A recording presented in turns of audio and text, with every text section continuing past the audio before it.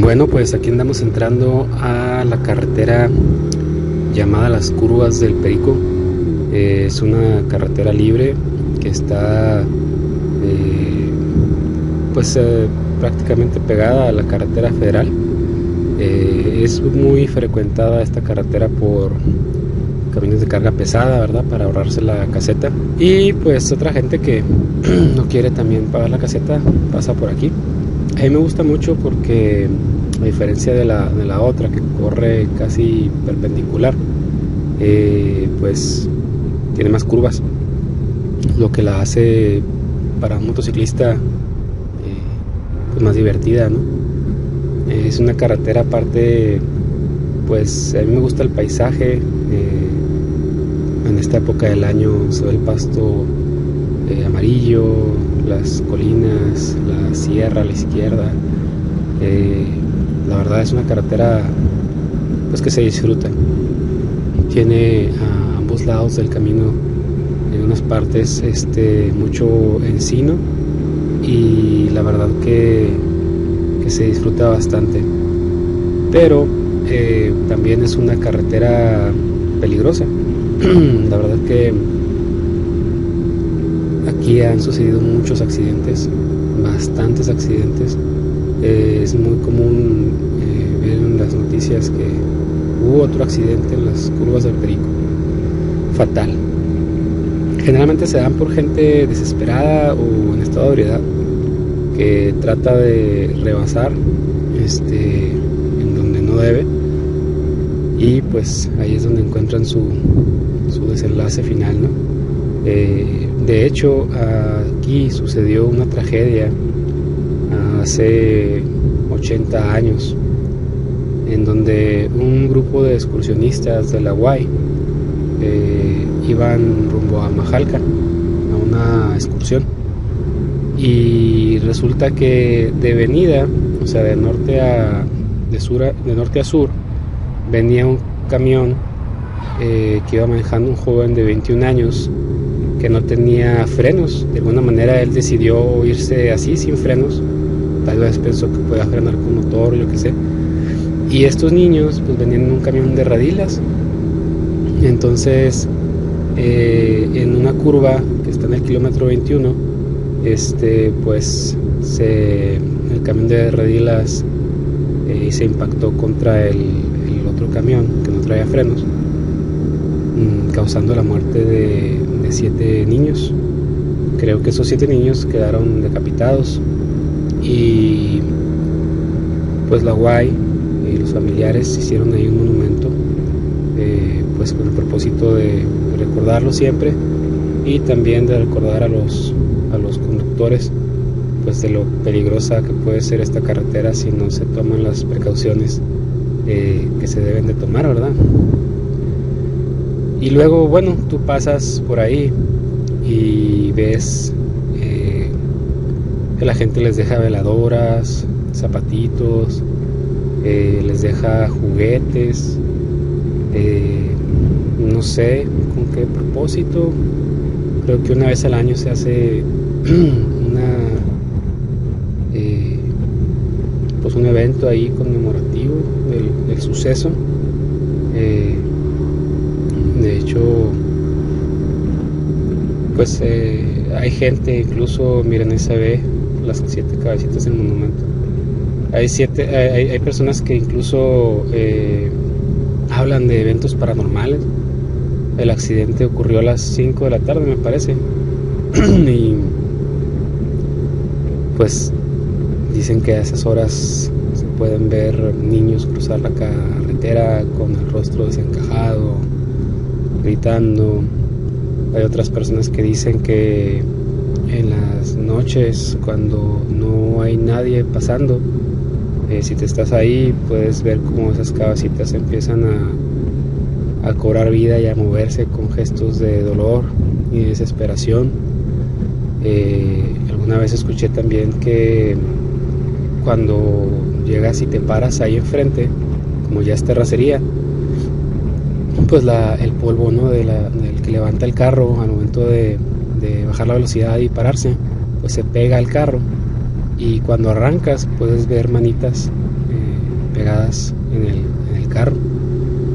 La verdad, no sé, yo creo en ese tipo de cosas porque a mí me han pasado 3 cosas muy fuertes, 4 en realidad, y pues también he leído bastante sobre el tema justamente porque me ha pasado eso, y sí creo, pero no sé si esto sea verdad o mentira, porque dentro de todos este tipo de cosas pues también hay como un deseo de la gente de hacer esas historias, ¿no? Pero otras son pues mentira totalmente, ¿no? En fin, esta carretera cuando termina se une otra vez a la carretera federal, y justamente un poco enfrente de donde se encuentra el obelisco que recuerda la batalla de Sacramento.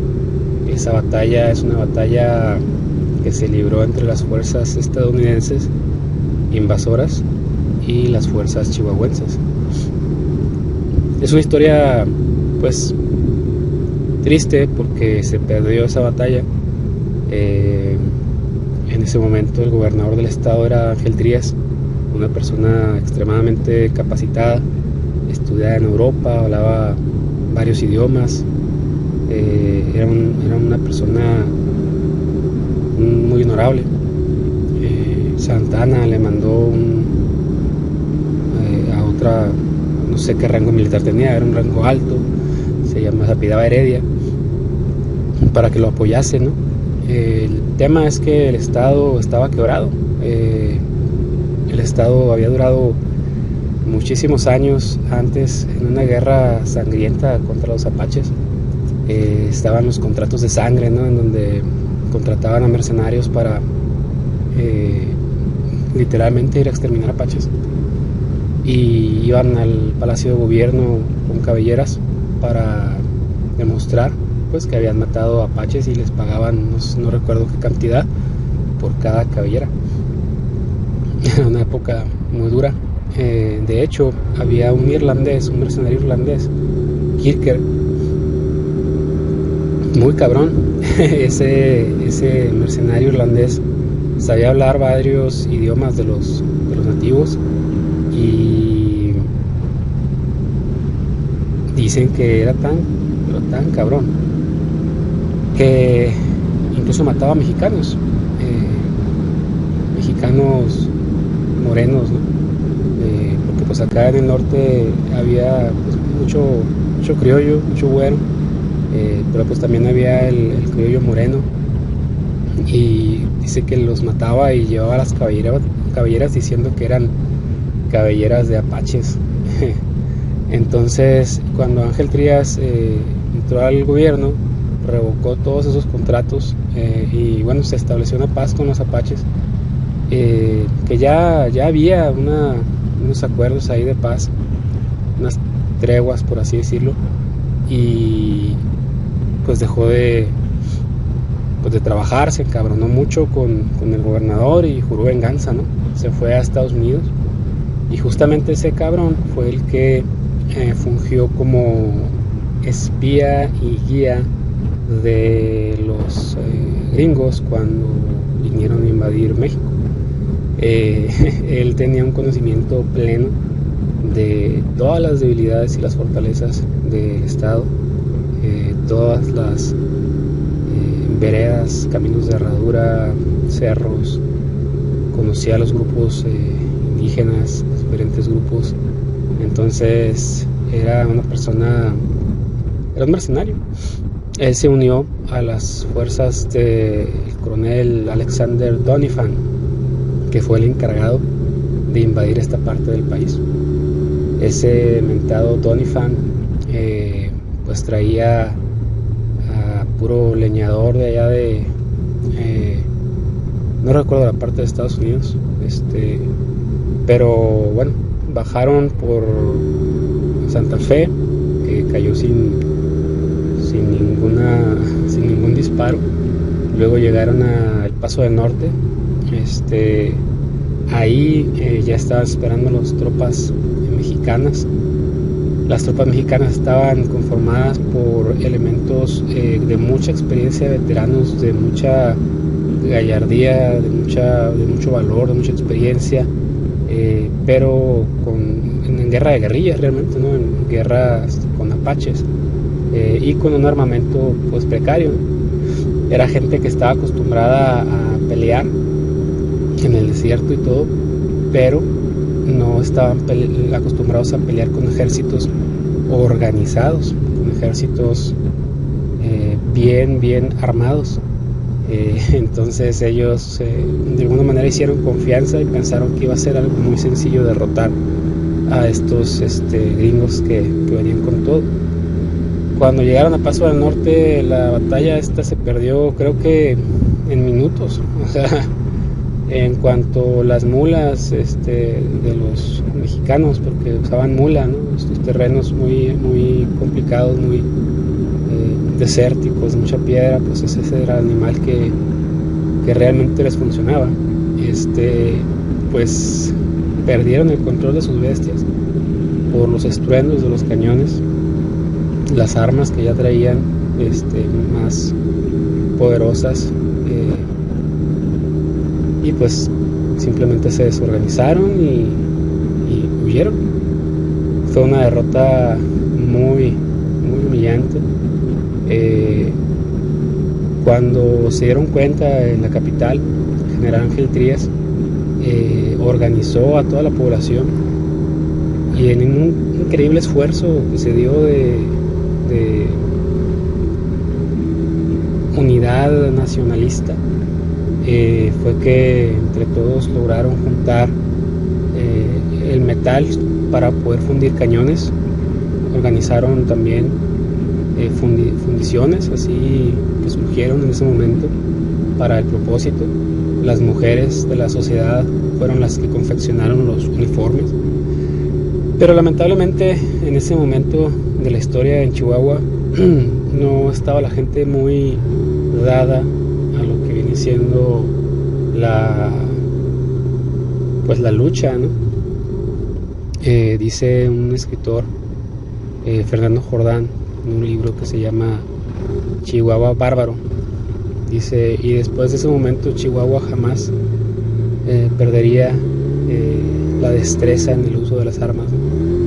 El caso es que venía avanzando la columna de los gringos, y ya los mexicanos, ya los chihuahuenses estaban muy preparados, estaban muy entusiasmados para enfrentarlos. Aquí yo siento que hubo un error muy grande, muy grave por parte de Ángel Trías, conociendo que la fortaleza de su gente era la guerra de guerrillas, que tenía veteranos tremendos para lograr hacer ese tipo de guerra. Decidió, lamentablemente, enfrentarlos de una manera formal y frontal. Eso creo yo que fue un grave error, porque estos venían con un ejército súper pesado, cargando armamento muy pesado también, batalloso, andar por todos estos terrenos. Y la verdad que pudo haberles hecho la vida imposible con una guerra de guerrillas. Sin embargo, no fue así. Lamentable es la historia, ¿no? Era un caballero, era un hombre de honor, y él consideraba una cobardía hacer una guerra de guerrillas. En fin, dicen que en la guerra y en el amor todo se vale, ¿no? Y la verdad no era para hacer ese tipo de cosas en ese momento. El caso es que se dio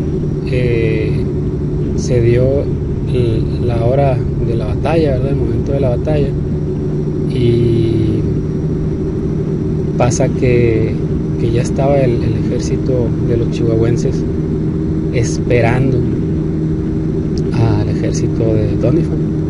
Cavaron unas trincheras, pues hicieron ahí sus arreglos. Llegaron los del ejército y dicen que el general Heredia, que era enviado por Santana, estaba dando contraórdenes y generando de alguna manera una discordia en el mismo grupo, ¿no?, de chihuahuenses. En fin, empezó el tema y pasó exactamente lo mismo. Se asustaron las bestias y la gente que no estaba acostumbrada, jamás en su vida había escuchado el estruendo de los cañones, y era pura chavalada, pura gente joven, muy pocas personas de experiencia en guerra, pero no ese tipo de guerra, obviamente no están acostumbrados a cañonazos, y creo que ya había Winchesters en esa época de más de un balazo, ¿no? O sea, entonces fue un caos igual.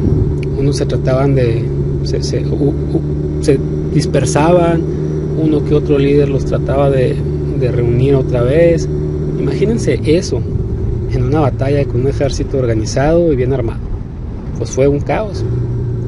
Muchos huyeron y ya no los pudieron recuperar, por así decirlo. Hubo grandes esfuerzos de gente que salía en sus caballos a toda velocidad, lazaba los cañones y los trataba de arrastrar. Morían haciendo eso, pero causaban problemas en el ejército invasor.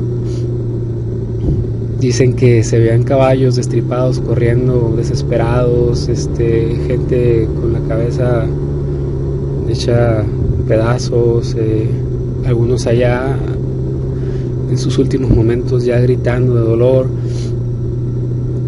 otros tratando de sacar adelante la situación, pero se volvió un caos brutal. Hubo unos cuantos que estuvieron ahí luchando hasta el último momento con mucha bizarría, pero lamentablemente pues se perdió la batalla. Los gringos ya saben cómo son, ridiculizaron y manejaron y manipularon los números a su favor, ¿no?, diciendo que había habido 0 bajas del lado norteamericano, y inflaron brutalmente las bajas del ejército chihuahuense, burlándose y diciéndose que se había ganado la batalla en 10 minutos, ¿no? Entonces, no, nada más alejado de la realidad. Sí, la batalla no duró ni 2 horas, pero también hubo bajas del lado norteamericano. Sí, fue una derrota triste, la verdad, pero pues bueno, es la historia, ¿no? Cuando el general Doniphan llegó a Chihuahua, mucha gente para ese entonces ya se había ido de ahí porque no sabían qué iba a pasar. Dicen que el general Doniphan, muy infame por cierto, les dio 3 horas para quemar, saquear y violar. La ocupación de los gringos en Chihuahua duró 3 meses. Una de las cosas que hicieron estos hijos de puta fue que quemaron los archivos históricos que había en Chihuahua. Cabrones, ¿no? En fin, el general Díaz se fue a otra locación. No recuerdo la verdad el nombre del pueblo. Les mentiría si les dijera cómo se llama el pueblo. Está por Delicias. No recuerdo exactamente cómo se llama el pueblo. El caso es que Doniphan, a pesar de que ya se había firmado un tratado de guerra, de paz, en los que México cedía más del 55% de su territorio, Doniphan siguió avanzando pues a enfrentar a Ángel Trías. Ángel Trías se dio cuenta de esto y con los pocos hombres que le quedaban se fortificaron en el palacio municipal de esa región. El caso es que cuando llegó el general Doniphan, una cosa le pidió a Ángel Trías: le dijo que por favor dejara escapar o huir a la gente inocente que vivía en el pueblo. A lo que accedió el general Doniphan, dijo ok, está bien. Ellos estaban ahí perpetrados, fue algo así como la batalla del Álamo, ¿no? Estaban ahí atrincherados, rodeados por un ejército superior con más armamento, y aún así resistieron por 3 días. Dicen que los cañonazos abrían los boquetes así en las paredes, y para taparlos ponían cadáveres. Se les acabó el parque y pues ya no hubo más que luchar. Cuando tomaron preso a el general Ángel Trías, que era gobernador del estado, le dijo a Doniphan: si nada más yo hubiera tenido parque, usted no estaría aquí. En fin, triste realidad de nuestro país. A la fecha estamos hablando de que nuestro ejército da vergüenza, y no da vergüenza por los elementos del ejército, porque los elementos del ejército están muy capacitados, son muy valientes, son muy profesionales, salvo uno que otro cabrón que no vale madre, ¿no? Pero el ejército mexicano es uno de los mejores ejércitos de América Latina, y es un ejército muy preparado. Pero el armamento que se tiene en comparación con otros países es para dar risa, la verdad.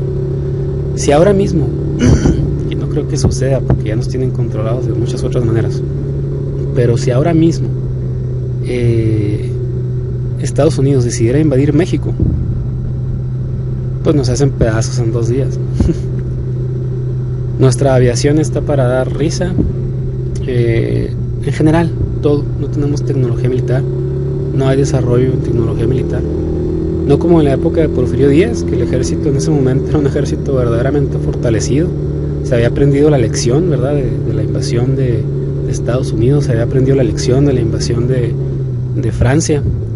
Entonces el ejército era un ejército respetable. Ahora, que haya pasado lo que pasó, pues ya es otra cosa, ¿no?